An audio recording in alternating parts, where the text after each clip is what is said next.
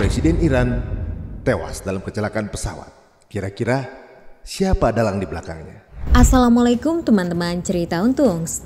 Helikopter yang berpenumpang Presiden Iran jatuh di perbatasan Azerbaijan-Iran dan Presiden Iran dikabarkan meninggal dunia. Di balik peristiwa ini, apakah ada campur tangan Israel atau murni kecelakaan? Misalnya pelakunya Israel mencoba mengirim pesan kepada para pemimpin dunia. Ya. Kalau mencoba melawannya akan tereksekusi gitu. Tapi kalau pelakunya Israel gitu. Dan kalau ternyata Iran punya kemampuan, maka ini akan jadi bisa perang dunia ketiga berarti. Mari saksikan obrolan cerita untungs bersama Ustadz Zaitun Rasmin hanya di Cerita Untungs.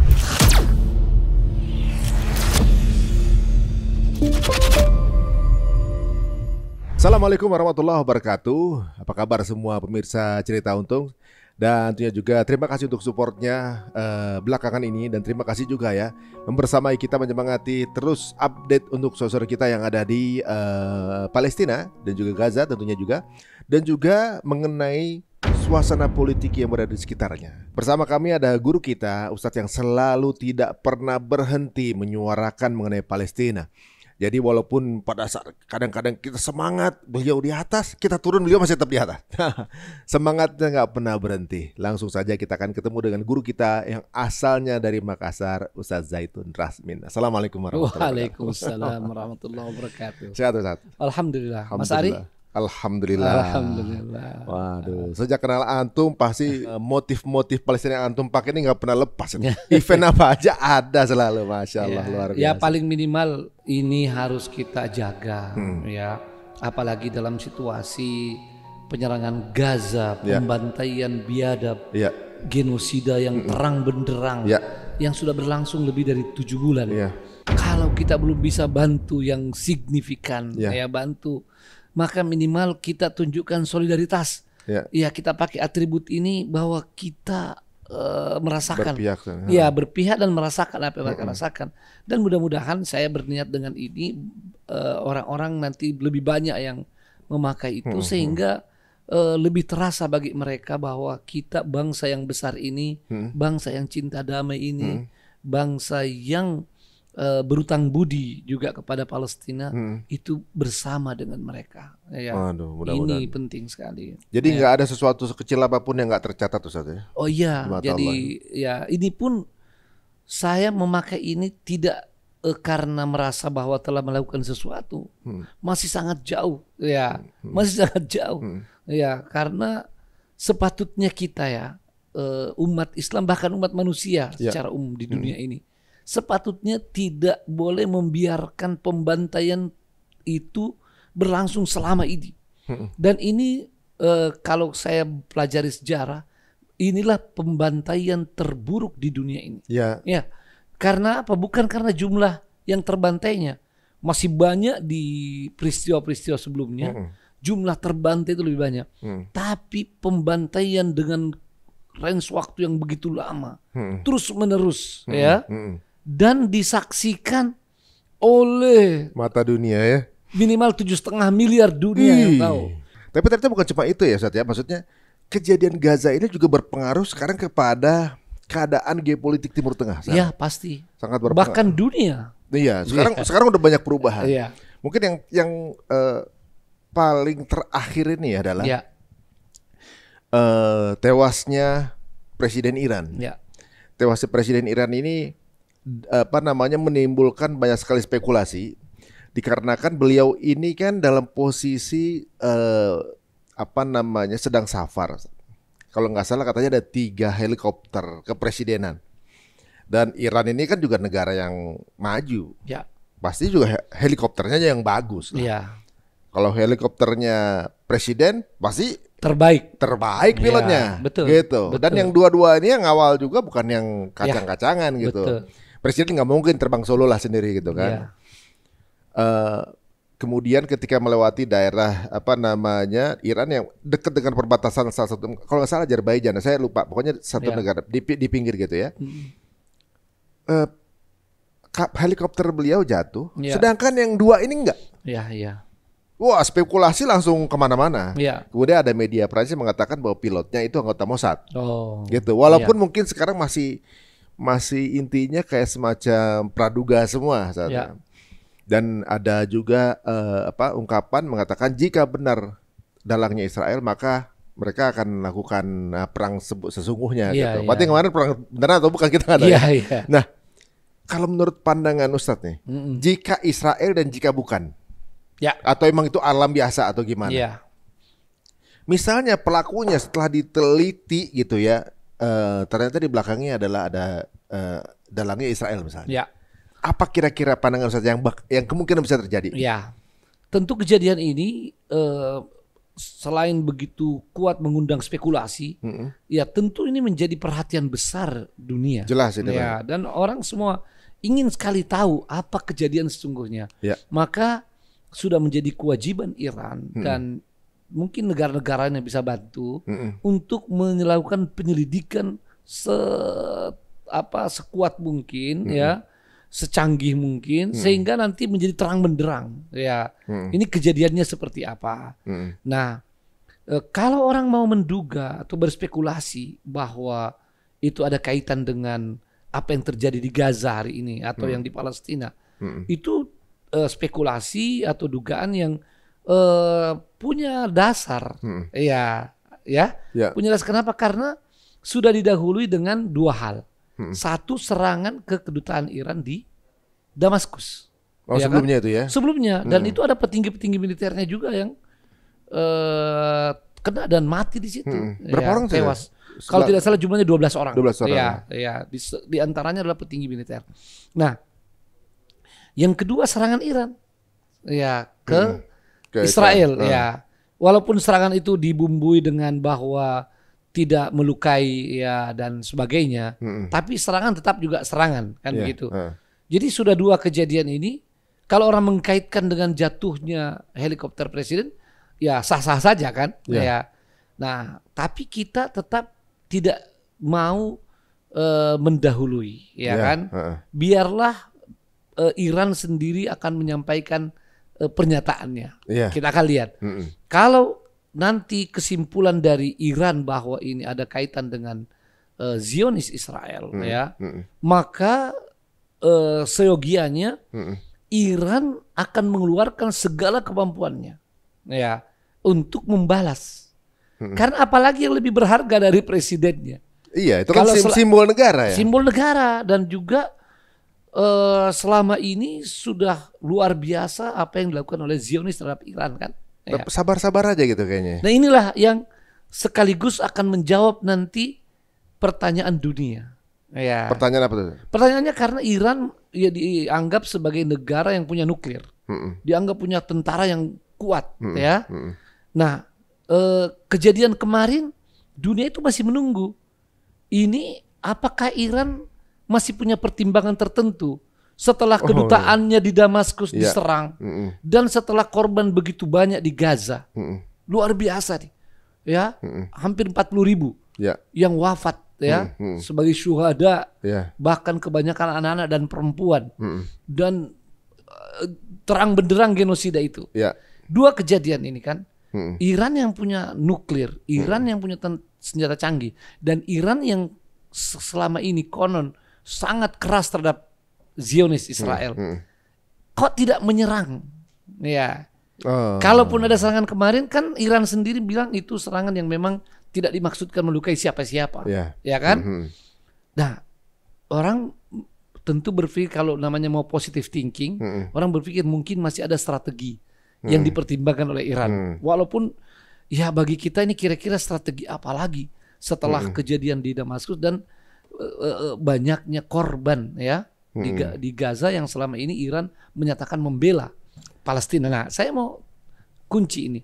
Maka kalau setelah kejadian ini dan Iran menyimpulkan bahwa di belakang itu adalah Zionis Israel, maka di sini akan benar-benar menjadi pembuktian.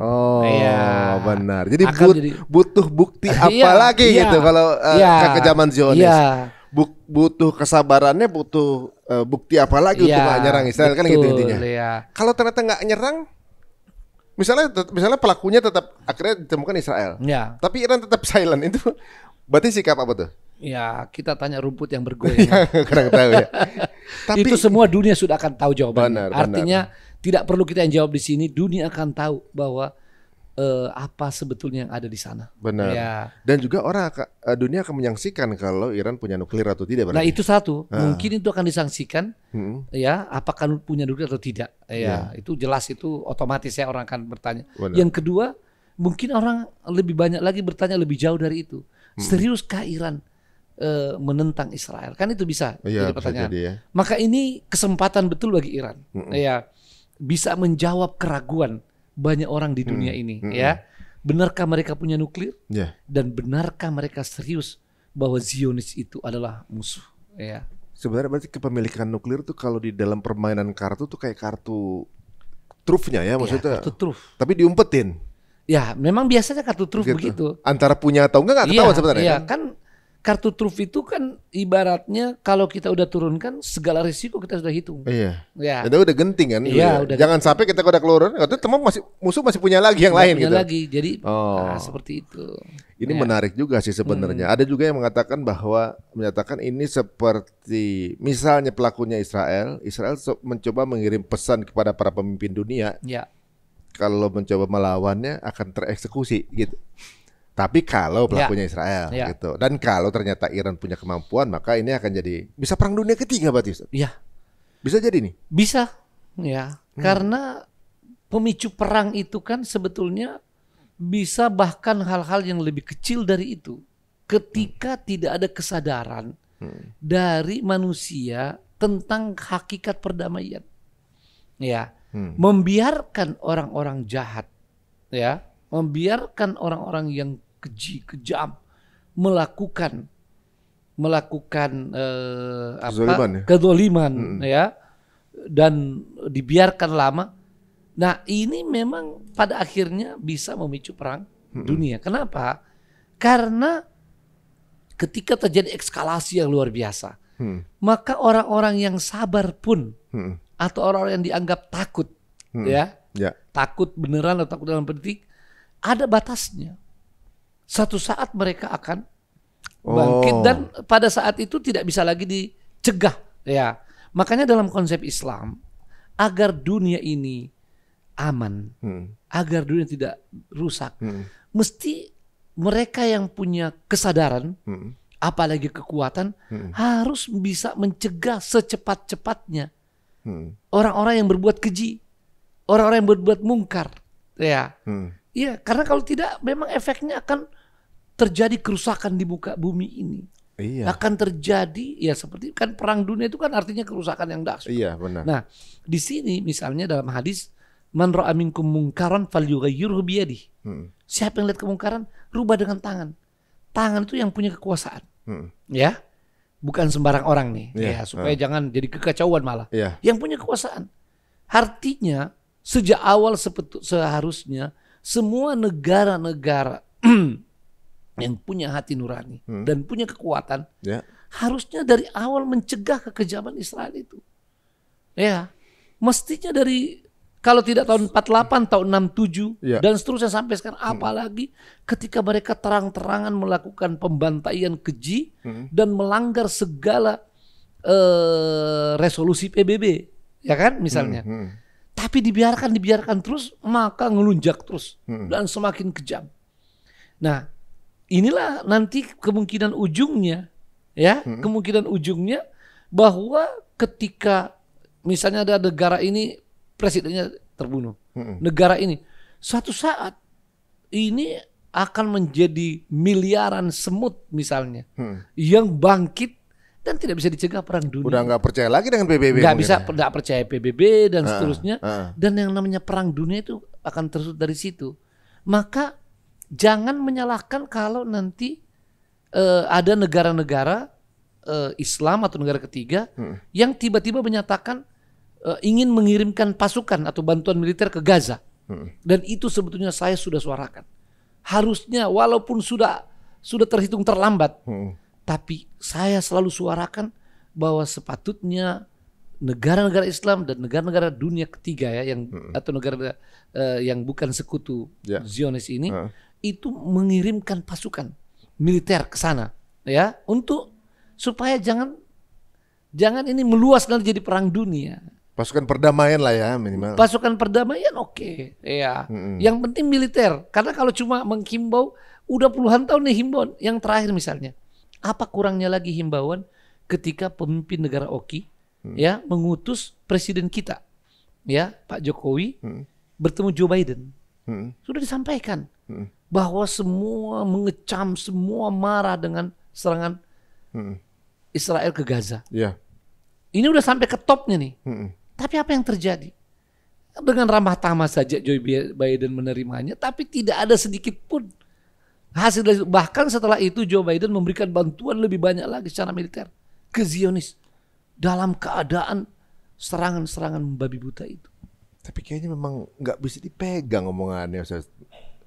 Waktu kemarin Joe Biden bilang bahwa kalau terjadi agresi di Rafah, Ya. maka mereka akan stop bantuan militer ke Israel. Ya. Rafah diagresi sama Israel. Bantuan tuh datang, Ustaz. Nah, memang dari dulu mereka tunjukkan kalau Amerika serius ingin perdamaian di Timur Tengah, Nah. ya. Oh iya, gampang maksudnya. Kan kenapa resolusi-resolusi PBB, ya, terutama Dewan Keamanan selalu diveto. Kalau Amerika konsisten dengan proposal two state solution, ya kan? Dua negara berdampingan. Kalau serius, harusnya jangan diveto semua keputusan tentang berdirinya negara Palestina merdeka penuh. Minimal itu. Padahal itu sendiri proposal yang sebenarnya sangat merugikan Palestina. Lah, misalnya Mas Ari Untung nih, tiba-tiba ada yang datang menyerobot tanahnya Mas Ari nih. Diserobot ya, hanya karena dia orang kuat aja. Ya, diserobot, dikuasai sekian lama. Tiba-tiba ada penengah datang. Udahlah, jangan bertengkar terus ya. Mas Ari tetap di tanah ini walaupun tinggal 12%, ya. Yang 78% kasihlah kepada yang penyerobot itu, ya. Dia karena dia punya kekuatan, ya. Ya kan? Mas Ari setuju nggak? Rela nggak itu? Pasti nggak rela. Iya, kalaupun terima sangat terpaksa. Lah, tanah Mas Ari sendiri, ya kan? Diserobot. Nah, itu pun bayangkan sudah proposal yang sangat-sangat tidak adil itu, yang dolim itu pun Amerika tidak konsisten di dalam itu jadi mewujudkannya. Jadi kalau Mas Ari bilang kayaknya nggak bisa dipegang, ya memang nggak pernah bisa dipegang dari dulu. Sama dengan Zionis. Zionis misalnya mau gencatan senjata sebelum menyerang Rafah, itu hanya beberapa jam. Kita sudah dapat berita-berita kan tentang pembicaraan mereka, tinggal membahas poin-poin. Memang nggak ada niat berarti sebenarnya. Ya, itu jelas sekali. Berarti, nah, disinilah betapa pentingnya dunia harus menghentikan ini agar jangan sampai dunia akan menyesal. Tapi begini Ustaz, di antara kabar buruk kan ada kabar yang lumayan menyegarkan pada saat dikatakan bahwa Palestina diakui oleh PBB nih, gitu. Berarti mestinya Palestina tuh mestinya udah boleh merdeka dong, karena menjadi salah satu anggota PBB yang haknya itu sama seperti negara yang lain. Ketika dijajah dengan salah satu anggota PBB, maka PBB punya hak juga untuk pertahanan, karena kan anggotanya juga nih. Iya, betul. Yang diobjek oleh kalau nggak salah 7 atau 9 negara gitu, hanya yang menolak. Yang menolak. Ya, yang lainnya 9 yang menolak. 9. Terus ada abstain 25. Lebih 100 berapa itu yang approve untuk Palestina menjadi anggota PBB. Berarti kan pasti udah merdeka. Ya. Apakah begitu? Karena sudah euforia nih sekarang. Ini yang kita mesti cermati dengan baik. Itu bukan keputusan final. Oh, bukan? Bukan. Itu rekomendasi Majelis Umum. Yang memang di Majelis Umum tidak ada veto. Ya. Ini rekomendasi kembali ini oleh Majelis Umum, dibawa lagi ke Dewan Keamanan. Persoalannya Dewan Keamanan ini ada 5 yang punya hak veto. Salah satunya Amerika yang selalu memveto hal-hal yang merupakan kebaikan Palestina dan merugikan Zionis, Israel. Jadi, tapi informasi ini sayang sekali itu diviralkan kemana-mana. Ya kalau diviralkan sebagai informasi juga nggak apa-apa, ya. Dan mudah-mudahan menjadi satu hope baru, ya, harapan baru. Tapi jangan buru-buru, ya, jangan euforia. Ini belum ada apa-apanya. Ini baru rekomendasi lagi. Rekomendasi. Belum gol berarti. Belum. Oh. Iya. Kalau sudah gol itu Zionis ini harus berhenti dengan serangannya sebab dia adalah negara merdeka. Iya. Dia harus berhenti. Kalau tidak, maka seluruh negara anggota PBB berhak mengajak anggota lain itu untuk melawan. Iya, melawan Israel kan. Iya, melawan. Jadi ini jangan sampai ada yang menjadi terhibur dan tidak lagi peduli menyuarakan masalah Palestina karena menyangka Palestina sudah merdeka. Oh, salah. Iya. Kalau mengenai ini keputusan ICC untuk menangkap Netanyahu gitu kan katanya udah. Nah, itu kan ahli-ahli sudah menjelaskan. Tidak usah saya sebetulnya. Tinggal lihat penjelasan ahli bahwa itu keputusan ompong. Aduh. Jadi mereka tidak punya tentara untuk bisa menangkap. Kalau yang melanggar sebagai penjahat perang itu di negara-negara lemah, itu memang bisa ditangkap. Karena nanti ya Anda tahu negara-negara besar ini dengan tentaranya bisa kerjasama dengan negara lemah itu. Atau kalau dia pergi berjalan-jalan ke negara misalnya Belanda. Mungkin saja kalau dia di sana, tapi kan pasti dia tidak mau ke sana, ya kan?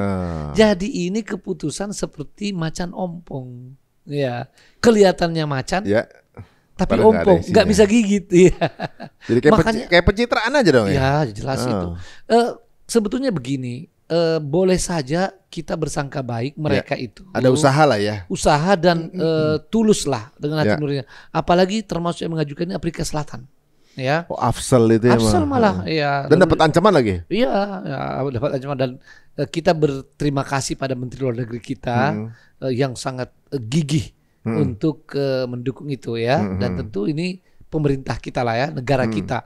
Posisi kita termasuk salah satu itu pendukung utama. Bahkan Menteri Luar Negeri kita itu aktif di sana ya.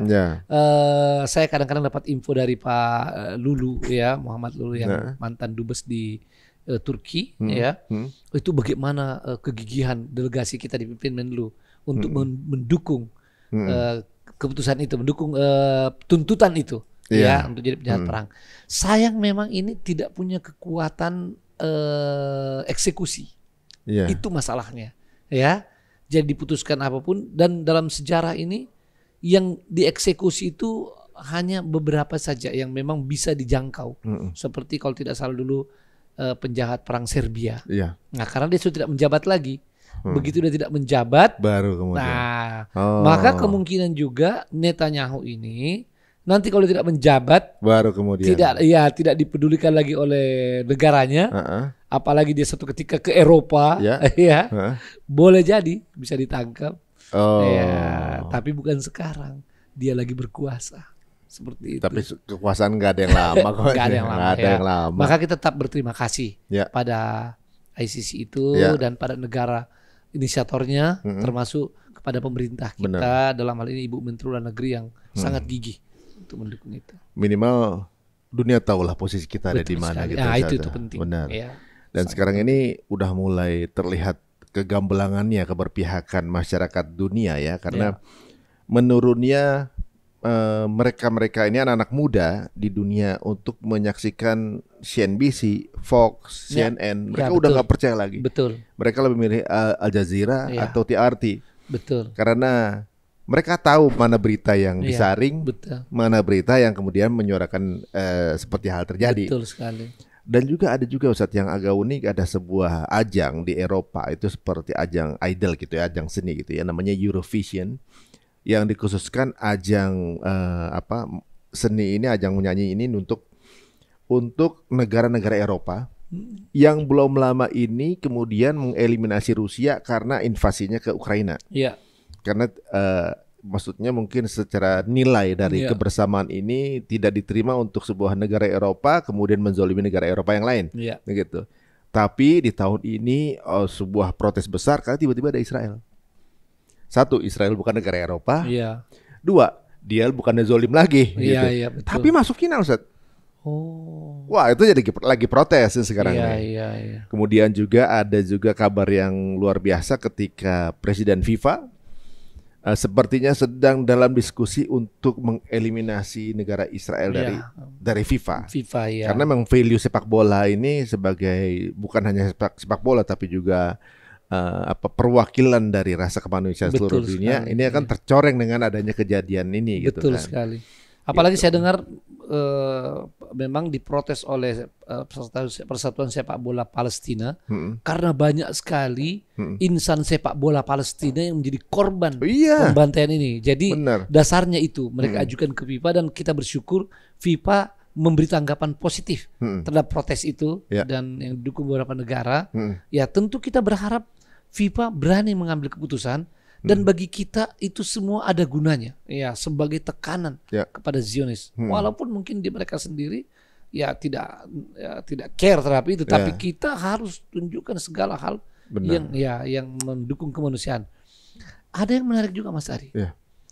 Saya pernah baca di medsos itu banyak followers sekarang ini itu sudah sampai memboikot memboikot tokoh-tokoh yang mereka idolakan hanya karena sikapnya tidak jelas membela Gaza atau mengecam Zionis jadi mereka merasa loh Anda ini saya idolakan tapi sebagai manusia yang harus ada hati nurani Anda tidak peduli pada kemanusiaan padahal kami ini followers peduli pada kemanusiaan itu rame-rame. Iya, udah. Ada gitu Mas Ari. Banyak itu dan sudah jadi gerakan internasional.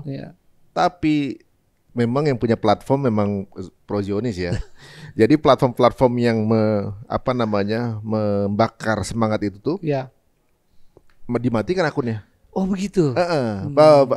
Boykot block out kalau nggak salah namanya itu ya di TikTok dan juga di Instagram. Tapi gerakan boykot tetap jalan Ustaz. Habis mereka.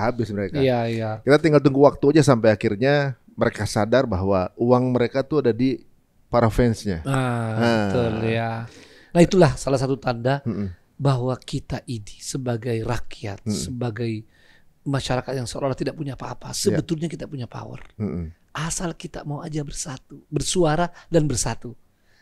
Bayangkan tuh ya. Benar. Kalau mau bersuara dan bersatu, tidak membiarkan 1-2 orang yang peduli bersuara. Kita masyarakat akan memberikan pengaruh. Masya Allah. Nah ini menarik ya Satya. Jadi ibaratnya sekarang kan polanya sudah mulai tambah mengerucut nih. Bahwa dunia nih hampir seluruh dunia itu pro Palestine. Tapi pemimpinnya pro Israel. Hampir semua pemimpin dunia itu pro Israel. Yang di PBB lain lagi gitu ya. Seolah-olah bahwa sebenarnya orang lebih banyak pro Palestine. Yang pro Israel ada pemangku kebijakan. Gitu. Dan gejolak pro Palestine ini di luar itu grafiknya makin lama makin naik. Betul. Makin lama makin semangat orang membela. Bukan hanya di kalangan orang biasa, orang yang teredukasi, orang yang berpendidikan. 10 universitas terbaik di dunia itu mengatakan pro Palestina, termasuk profesornya. Berarti yang masih pro Israel itu orang-orang yang bodoh. Karena orang pinter ya pada pro Palestina. Nah, sekarang ini pada saat di dunia barat itu sekarang udah lebih lantang lagi dengan berani ketika dia lagi di wisuda dia sobek itu ijazahnya segala macam. Di sisi lain justru semangat itu seperti mengendur di sini. Itu kenapa ya Ustaz ya? Justru kita negara muslim gitu. Dan itulah salah satu kepedihan kita. Jadi serangan brutal, genosida terang benderang di Gaza sangat memilukan. Yang menambah kepiluan itu adalah diamnya kita. Diamnya dunia Islam. Diamnya dunia Islam dalam artian tidak melakukan sesuatu yang berarti. Memang ada demo, alhamdulillah. Itu kita syukuri. Kita tidak nafikan. Tapi demo hanya dari waktu ke waktu. Mungkin dalam seminggu atau dalam 2 minggu, dalam sebulan. Setelah itu pada diam. Sementara pembantaian tiap hari. Tiap hari. Nah, justru kemudian keseriusan melakukan protes itu sekarang justru muncul di barat. Amerika maupun Eropa, Iya. di kampus-kampusnya. Dan kalau bicara kampus Mas Ari, ini benar-benar sesuatu yang sangat memilukan, termasuk di kita, di negeri kita tercinta Indonesia. Kita belum melihat ada gerakan yang serius, ya, ada pernyataan yang serius dari kampus-kampus kita, baik kampus umum maupun kampus-kampus dunia Islam, apa yang disebut dengan kampus Universitas Islam, ya, di negeri kita. Padahal yang tadi saya katakan dalam perjuangan itu ada lanjutan hadisnya kan? Wa illam yastati fabilisani. Kalau tidak mampu dengan lisan. Ini juga kalau kita bisa selalu menyuarakan, ya, untuk menghadapi kemungkaran, membela yang terdolimi, itu juga bisa mencegah kemungkaran yang lebih besar sebetulnya. Ya, kalau kita konsisten menggunakan itu bagi mereka yang tidak punya kekuasaan, ya, kita bisa dengan lisan. Nah, hadis itu di kita sebetulnya. Sekarang yang lebih menerapkannya dunia barat. Makanya itu ya. Mereka itu benar-benar dan sesuatu yang luar biasa. Mereka sampai tidak lagi takut risiko seperti yang kata Mas Ari sampaikan. Profesor yang ditangkap, ada di borgol di tengah-tengah masyarakat. Mereka tidak peduli. Ya, sementara kita diam atau bersuara sekali-sekali. Ya, ini sangat-sangat jauh dari makanya yang seharusnya, Mas. Agak ironis ya Ustaz. Ironi banget. Jadi teman-teman mahasiswa mungkin udah waktunya kali sekarang ya, mungkin mulai menyuarakan entah dengan cara yang seperti apa ya, mungkin dengan cara mungkin dibikin di media atau di sosial media teman-teman dengan campaign-campaign luar biasa ya. So gini, 10 besar kampus-kampus ternama di dunia yang diakui dunia itu bersuara untuk Palestina. Sedangkan negara kita ini kan posisinya di peringkat seratusan. Betul. Seratusan, 200-an kampus-kampus terbaiknya gitu ya. Jangan sampai secara dunia kalah, akhirat kalah gitu. Betul sekali, betul sekali. Iya. Ini kan pasti, ini kejadian ini pasti akan dicatat oleh sejarah. Jangan sampai kita tidak berada di posisi yang kebenaran dari sejarah. Itu, ya. Jadi bahasa lain daripada posisi akhirat tadi kata Mas Ari adalah posisi membela kebenaran. Jangan sampai kita udah kalah dalam kemajuan teknologi, kualitas pembelajarannya, kita kalah juga dalam membela kebenaran. Apalagi yang tersisa bagi kita. Benar. Padahal sepatutnya ya dalam masalah membela kebenaran ini, melawan kedoliman, membela yang terdolimi, harusnya kita di posisi terdepan. Karena agama kita, agama Islam ini itu adalah agama al-haqqu, kebenaran, dan selalu membela kebenaran. Bahkan mengorbankan yang paling berharga, jiwa sekalipun, demi membela kebenaran, itu adalah doktrin jiwa, ajaran, gitu ajaran agama kita yang sangat jelas, dalil-dalilnya dari Quran dan hadis. Dan kita sebagai orang Indonesia juga punya budaya seperti itu. Kita punya budaya yang sebetulnya dari dulu ya, walaupun sekarang kayaknya udah luntur tuh, setelah beberapa orde ini. Dahulu tokoh-tokoh kita, yang sekarang banyak jadi pahlawan, mereka itu selain karena memang semangat jihad dalam Islam, tapi semangat membela kebenaran, membela orang terdolimi. Mereka tampil, walau vokal, atau mereka melakukan perlawanan bersenjata saat itu karena penjajahan, walaupun mengorbankan jiwanya. Yang vokal itu luar biasa. Dari zaman penjajahan, zaman perkemerdekaan, maka kita lihat tokoh-tokoh kita sangat vokal menyuarakan kebenaran. Zaman Orde Lama, nah zaman Orde Baru juga, tapi mulai berkurang. Zaman reformasi mulai muncul lagi, tapi karena begitu banyak ujian mulai berkurang lagi. Nah, padahal masalah Palestina tidak perlu ada rasa takut sebetulnya, karena kira-kira masalah apa lagi yang kita berani kalau masalah Palestina kita takut. Padahal masalah Palestina masalah dunia, bukan masalah orang Islam saja. Ini masalah kemanusiaan. Dan alhamdulillah negara kita tercinta, Indonesia, itu sesungguhnya secara konsep, secara konstitusi, secara sikap sampai hari ini pro Palestina.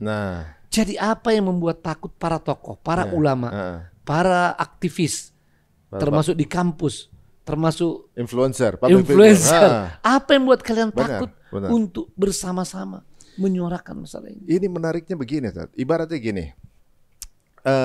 Mestinya ada pemahaman ya teman-teman ya, ibaratnya gini. Oke, situ kampusnya peringkat 1 terbaik di dunia, Ya. 1 sampai 10. Gua boleh ratusan, tapi untuk urusan kebenaran gua lebih dulu dari lu. Kan gitu kan mestinya. Benar sekali. Urusan kemanusiaan Kemanusiaan gua di depan lo kan gitu mestinya. harusnya begitu, Mas Apalagi Ari. mereka-mereka ini berada di negara yang pro Israel. Betul. Pasti mereka ini tantangannya banyak. Betul. Dipecat, diintimidasi, dikeluarkan, Ya. nggak diakui jadi masuk banyak Ya, itu betul. diradikalisasi lah Betul. mereka ini. Iya. Sedangkan negara kita kan pro Palestine. Sebenarnya Pro-Palestine. nggak bilang pro Palestine pun nggak menyalahi keputusan negara kan Iya. gitu. Sama semestinya. Apa yang bikin malu? Nah itu dia. Nah itu dia. Ya kalau bicara masalah malu, sekarang ini udah lebih bawah lagi. Kita udah mengalami kehinaan sebetulnya, Mas Ari. Nah sebelum saya lanjut di situ, saya mau beri catatan ya. Luar biasanya gerakan mahasiswa di Barat itu sekarang di Eropa maupun Amerika ya, kampus-kampus terbaik itu. Ya. Mereka itu pasti ketika demo, awalnya itu mereka tidak menyangka akan ada perlakuan buruk dari aparatnya. Iya. Sebab negara mereka terkenal negara demokrasi. Iya. Nah, apalagi namanya unjuk rasa, Ma- itu adalah hal yang biasa banget. Gitu. Ha-ha. Nah, apa yang luar biasa, Mas Ari? Ketika dihadapi dengan kekerasan, represif aparatnya, ada yang ditangkapi, ya, bahkan diborgol di depan umum, tidak membuat mereka surut. Justru dia tambah semangat gara-gara Tambah itu. semangat. Ini yang luar biasa. Benar. Dan itu yang membuat kita semakin malu. Benar. Kita semakin malu, merasa terhina.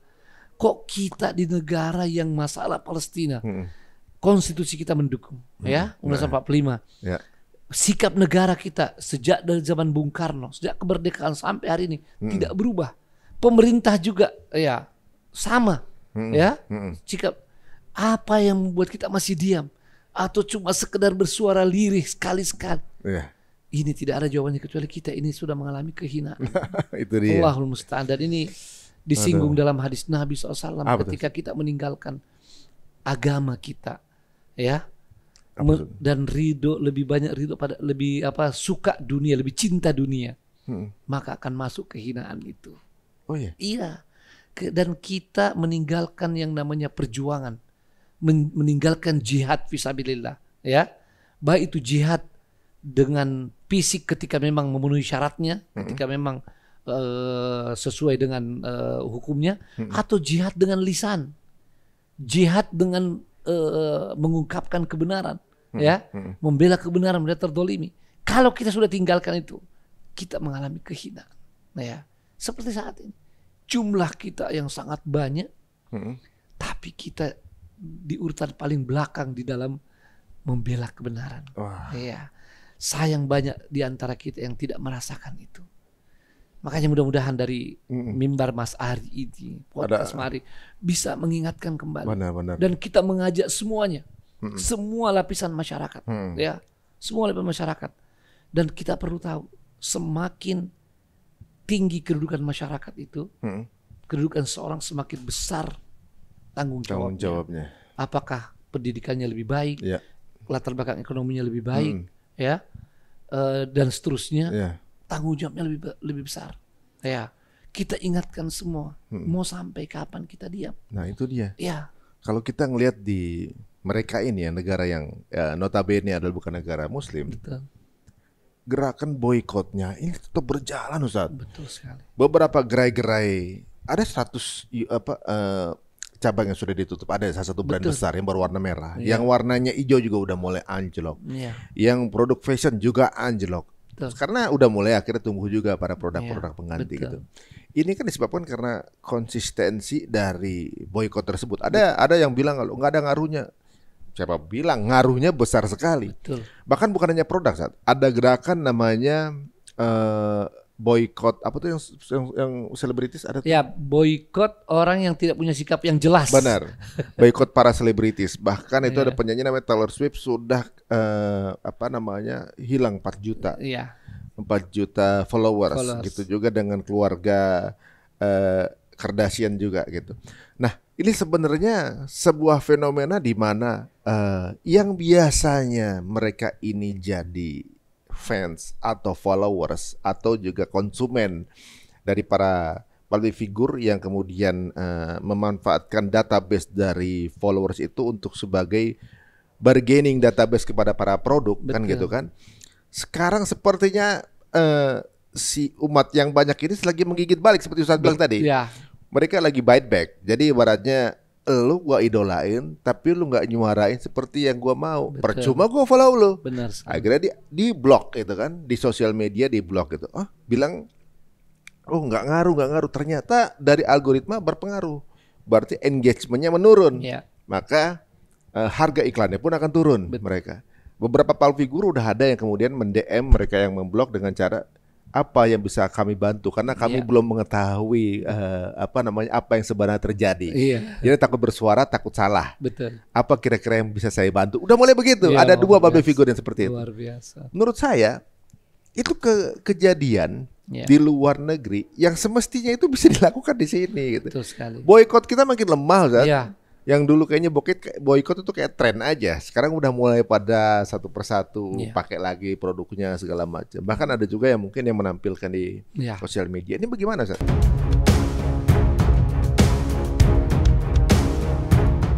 Kenapa kita jadi kendor dengan boykot ini? Ya, sebelum bicara tentang berpengaruh, Mas Ari tadi, masya Allah sudah sampaikan bagaimana pengaruhnya, ya.